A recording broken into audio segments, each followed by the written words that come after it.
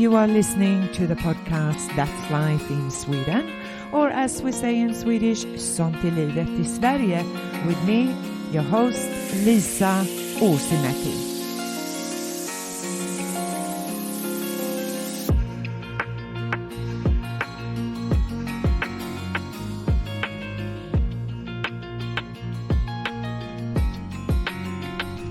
Today I'm speaking with Terese Keane, who is the Deputy Chair at the Department of Education based in the School of Social Sciences, Media, Film and Education at Swinburne University of Technology here in Melbourne, Australia.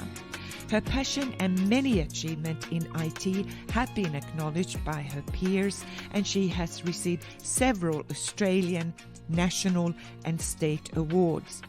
Her commitment to education is indicative of her involvement providing professional development to ICT teachers and research into the use of technology, gender inequalities in STEM-based subjects, robotics in education, and computers in schools for teaching and learning purposes. I would like to say hello and welcome to Therese. How are you this morning? I'm very well, thank you. How about yourself, Lisa? I'm good, thanks. It's a bit cold here in Melbourne. I mean, it is winter, but it's a bit of a cold snap. How long have you worked at Swinburne, and what are your special research or teaching areas of interest? Oh, wonderful question, Lisa. I've been at Swinburne since 2011, so that almost places me there for about 11 and a half years. I might even take a step back, actually, if that's okay, and say that I've been in schools teaching for 17 years, and I've been a director of IT in a number of the schools. So I've got a very rich past behind me, in the sense that I'm trained IT teacher, and I mainly taught at years 11 and 12, which is the 2 years before students go on to university or TAFE or further education. And so when I made the move in 2011 to Swinburne, it was only meant to be, it was only a 12-month contract. So there was really no commitment on both ends, so to speak. And it was just there to dip my toes in. I had a Doctor of Education, a PhD behind me, and I thought, look, I'll give this a go. I started in the faculty of ICT, so Information Communications Technology, and we didn't have an education, pardon me, we didn't have an education department at Swinburne. So I came into ICT, and they had money to design and build a course for teachers, primary and secondary school teachers. And the idea was to train them up and give them confidence in educational technologies. So my job in that 12 months was to get the course built, get accreditation through the Academic Senate of the university, promote the course, get all the content also, and then start promoting it.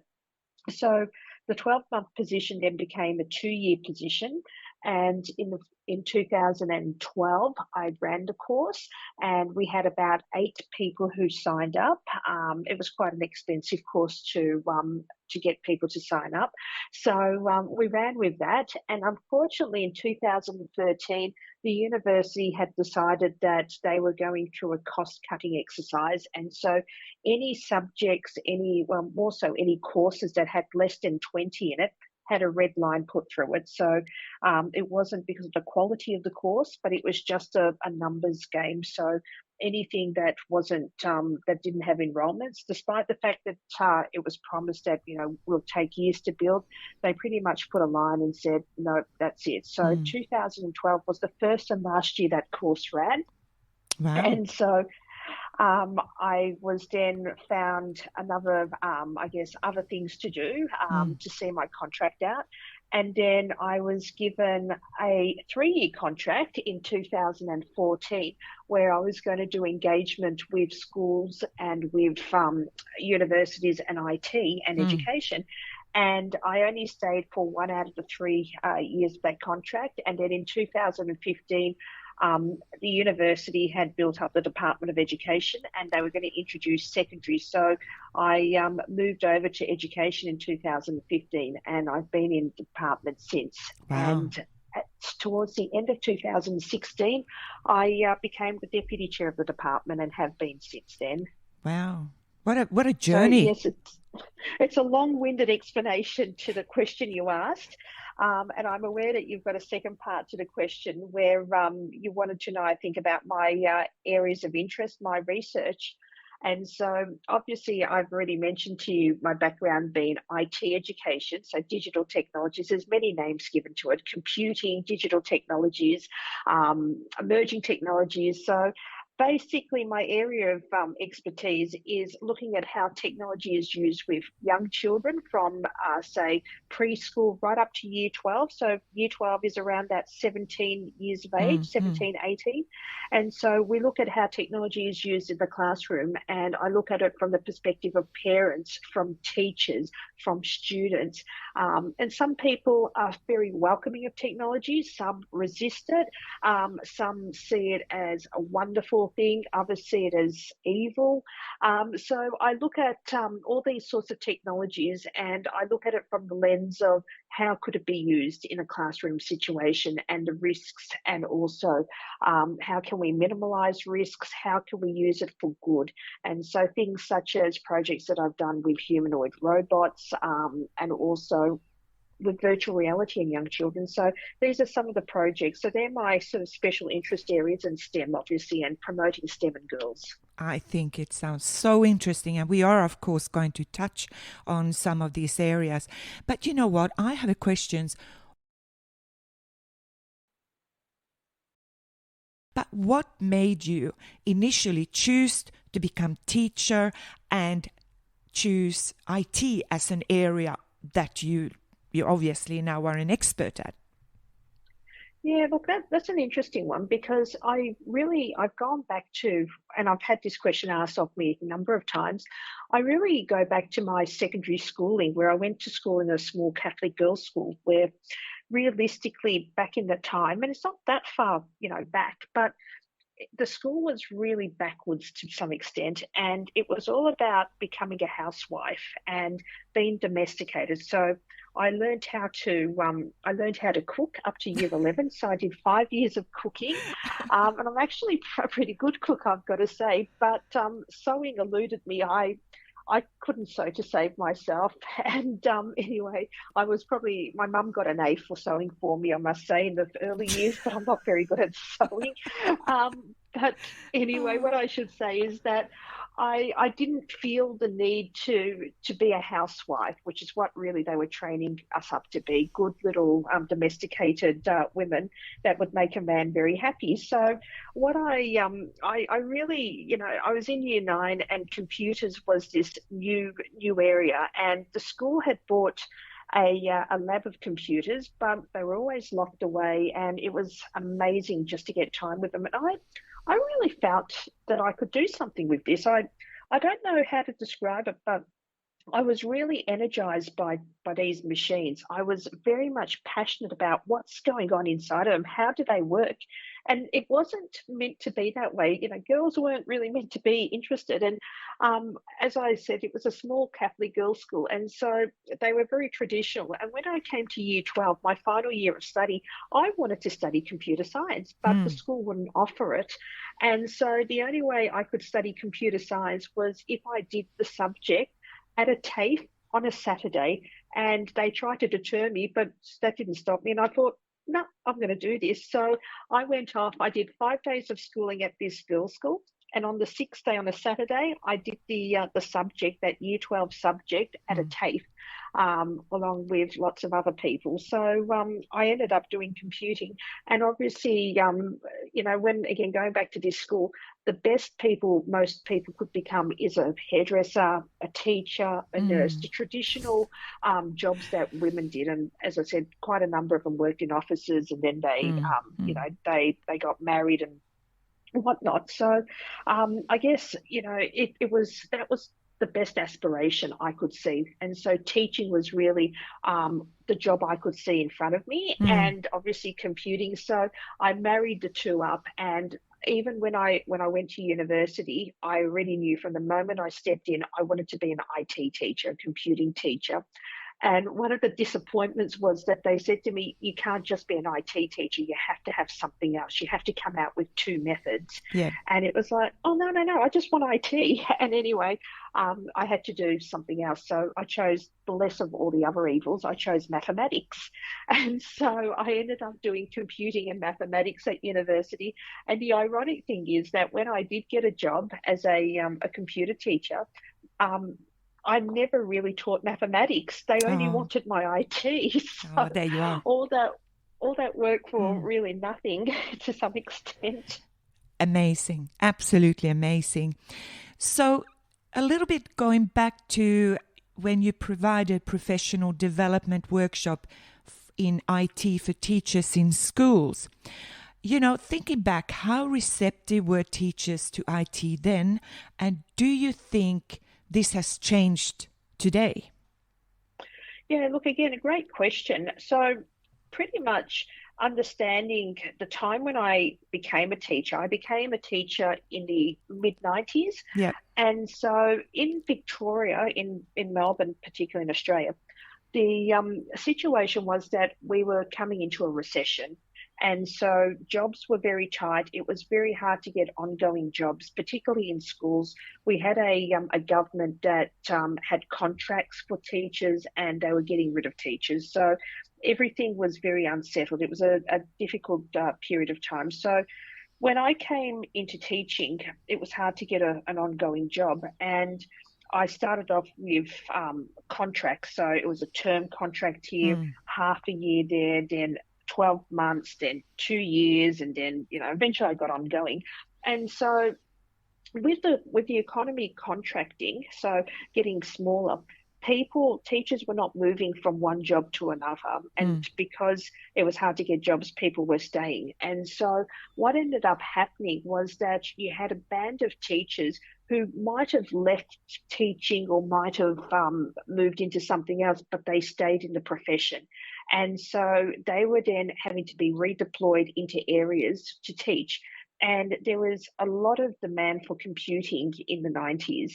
And so they were just putting anybody to plug the holes in teaching computing. So, oh, you like computers? Wonderful. You can actually teach computers. No sort of afterthought of, there's theory behind it. There's a methodology. Yes. There's a real understanding of it. It was just, oh, you're enthusiastic. Fantastic. You can teach computers to the year 9 kids or the year 8, whatever. And so what ended up happening was that you had a whole heap of teachers who just didn't sort of come from an understanding of how to teach it. And so, this is where I sort of came in. So I was, even though I was doing contract work until I ended up getting ongoing employment, I also worked with the subject association. And by that, I mean, I didn't get paid by the subject association to work for them. I was pretty much a volunteer, and occasionally they would pay for my time, but that wasn't the motivation. So because I actually came from a real understanding of computers and I understood how to teach at years 11 and 12, and I was teaching years 11 and 12, I was then running professional development for teachers, how to teach the subject appropriately. So I remember I would have been probably about 22, 23, young female, and I'm teaching a room full of males who were middle-aged or older. And here I was, looking back, I sort of think to myself, my God, how did I do that? Some young person coming in, telling others how to do this and teaching. But I did really well. I didn't alienate people. I worked with them. I worked with them even after, running professional development. And so the teachers were very receptive to it. Obviously, they were receptive because they turned up, and most of the stuff that we ran were on weekends. So they were quite receptive. They wanted to do, good by their students. They wanted to do the best by them. So they were learning how to do these things. I mean, I fast forward now, the last probably 8 or 9 years at Swinburne where I've run professional development. I don't run it as much in terms of how to teach the subject, because obviously I've moved on, but I have run things like how to use humanoid robots, or I've done how to teach the new subject when courses have been revisited or changed because of accreditation purposes. So I have done those sorts of things. So it's sort of evolved with time.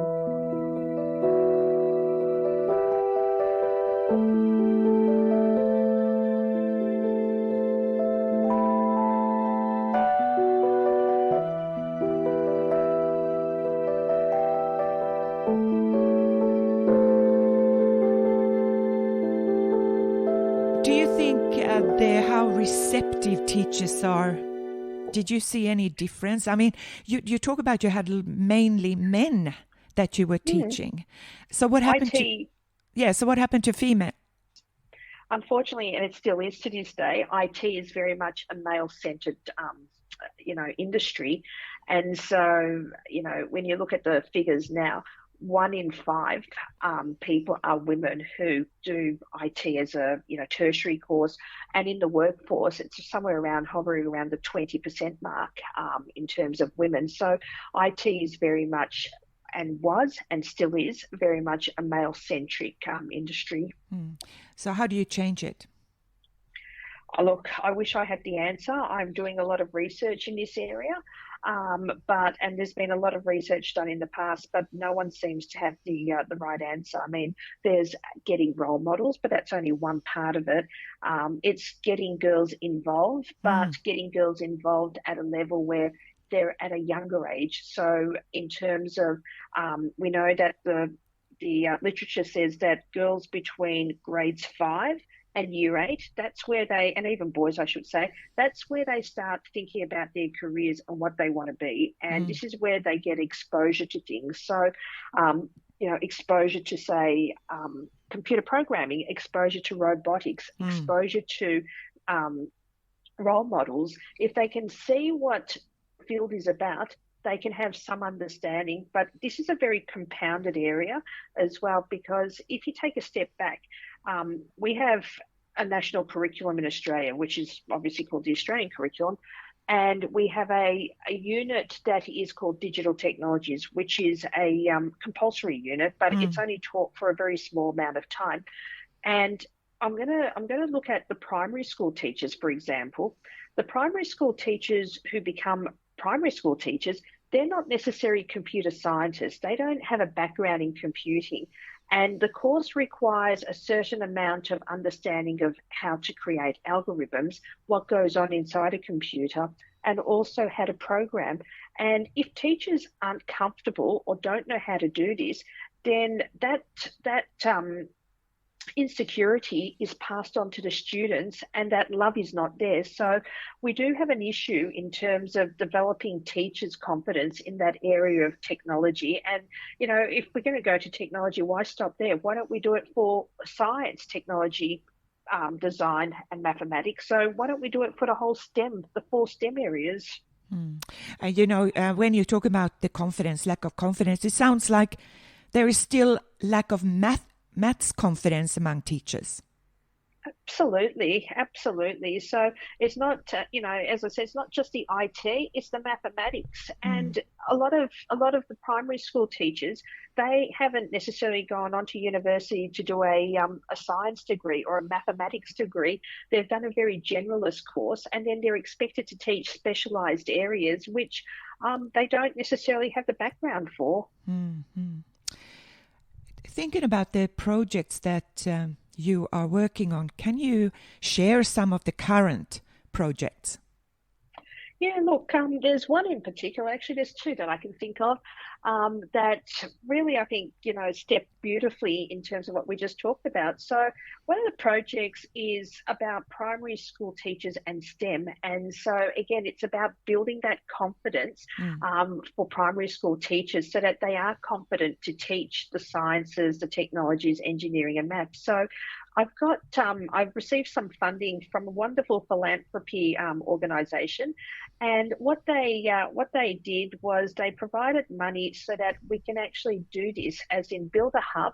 And in the hub, we have things such as resources. So some of the resources that are mapped to the Australian curriculum, and these are free resources. These are ones that I haven't created. Then we're creating 40 resources, 10 for science, 10 for technology, 10 for engineering, and 10 for mathematics. And these resources are like teacher plans or lesson plans, for a better word, but it's a very detailed lesson plan about the materials and making science fun and understanding particular concepts. And what we're doing is, as part of these resources, we're also going to be creating professional 2 to 3 minute videos that encapsulate what the teacher resource is, so that when teachers look at it, they can go, yeah, okay, and they can understand it in 2 to 3 minutes. We are aware that teachers are time poor. They don't have 10 minutes or 20 minutes to watch one video about how to do something. So we're trying to condense it down into very small chunks to help the teachers, conduct these lessons. And what we've also done is, with each of these resources, we differentiate. So what's this like to teach, say, with young children, say from foundation to grade 1? How can you teach this to, say, grade 2 or grade 3 kids? How can you teach this to the older primary school kids, like in grade 5, grade 6? So we've differentiated how the actual resource can be taught, so that teachers can, adapt to the class they're in. The last part of this, I was going to say, the last part of the project is creating professional development, an online course for teachers in terms of how to teach STEM, and that's something we're working on at the moment. That sounds so fascinating. Can I just ask you then, how do you measure the confidence that these teachers are confident, when they completed the course? Yeah, look, at the moment, what we've done is we're trying to get baseline data from teachers across Victoria in terms of how confident they are to teach STEM. We're asking principals, where do they go to get STEM resources? What kind of competitions are available? What do they do at their school? And we're asking parents as well. So we've targeted 3 different groups. Then once we actually get the course happening, and we're going to work with a couple of schools as well to trial it, we would like to collect baseline data there as well, and also data at the end when they've actually done the course. And so we'd like to then be able to say, look, based on what they came in with and what they've finished up with, this is the improvement. I'm thinking about COVID and the pandemic. Therese, do you think we have seen the back of the pandemic? And if not, what are your concerns? Look, I'm sort of in two minds about this one, because whilst I guess the society is now vaccinated, so from the pandemic point of view, it's still ravaging outside, but it's not as severe. I mean, in Melbourne, for example, in Victoria, we had lockdowns when we were in the 100 cases. Now we're in the thousands, and we've just let it go. Obviously, it's not as severe as what it used to be, but it's still there. So I think we have to be very mindful. But it's really the consequences of COVID that we're seeing now in schools particularly. So the consequences, I guess what I'm thinking of, for example, is for the last 2 years, a lot of Melburnians have been locked away. And my understanding is that we were one of the harshest places in the world to be locked. So we were locked far longer than anywhere else.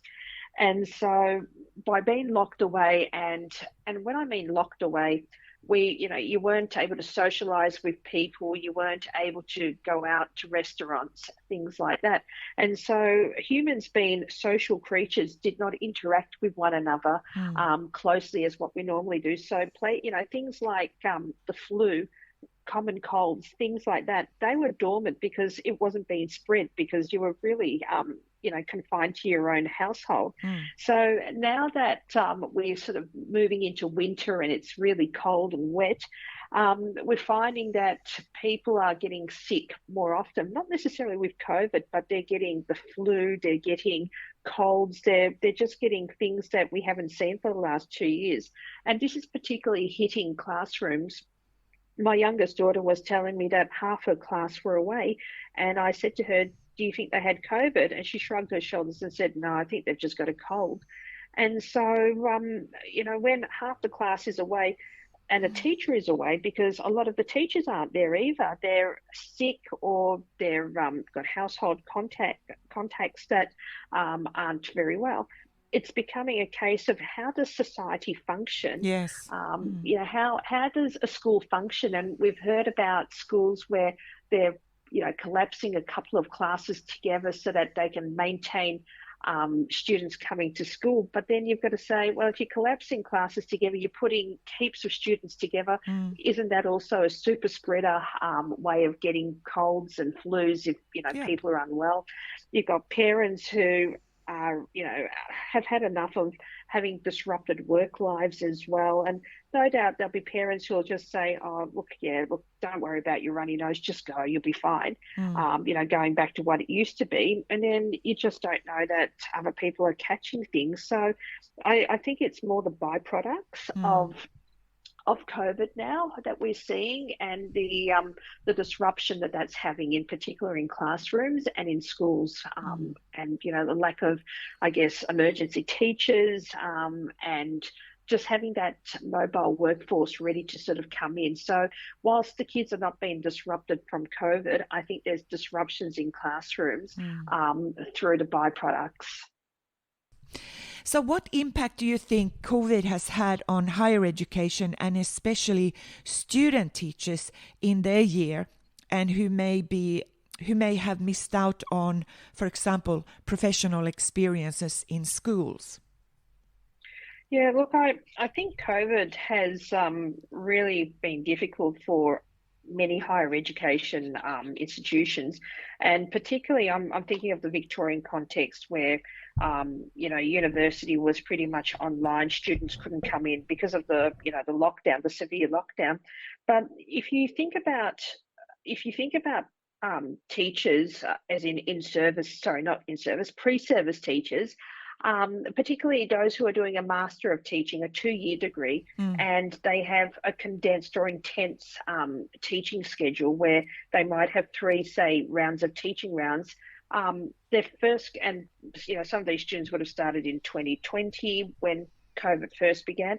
Some of these student teachers may not have even had a placement in a school, so they've only done their teaching, their teaching practice online, which is very different to going into a classroom and managing student behaviour, managing multiple priorities, managing, hands up and answering questions, establishing a discussion. I mean, we all know, even as academics, where we try to have discussions with our students online, many of them turn their camera off, they turn their mic off, or they tell you that their mic's not working, their camera's not working. And so it was very hard to instill discussion among students. So I think I am really concerned, because whilst institutions did all they could to try and make sure that they could give their student teachers the ability to have practical experience in some form or another, I do think that the student teachers have missed out on authentic, real placements in terms of being in a classroom, being in a school, understand the dynamics, working with bells, all those fundamental things that make working in a classroom or working in a school so unique for their own needs. Yep. Okay. So coming to the final question, is there anything you want to add that I have not mentioned and is of special importance to you? Look, I'm one who's very curious, and I love the whole idea of, speaking with you, particularly given your experiences in Sweden. And, I'm one who tends to like to know a bit more about what's happening in the world. So I guess if there's any opportunities to explore what happens elsewhere, and particularly in this digital technology space, I would be really, really happy to have people reach out and talk to me, because I'm very fascinated and very interested. Wonderful. And I'm going to be able to provide your contact details on the podcast introductory page. Fantastic. That's great. So if you can just send the details where, if people want to contact you, they can do so. Terrific. Look forward to it. Thank you so much, Therese, and have a fabulous week. You too, Lisa. I've really enjoyed being on this today, so thank you. Thank you for having me. And you have been listening to the podcast Sånt, livet i Sverige, or in English, That's Life in Sweden, with me, Lisa Åsemäki. And of course, I'm not podcasting from Sweden because I am currently in Melbourne here in Australia, where I will be doing a few more recordings and interviews with fascinating academics and researchers. But till next time, take care of yourself and each other's. Bye for now.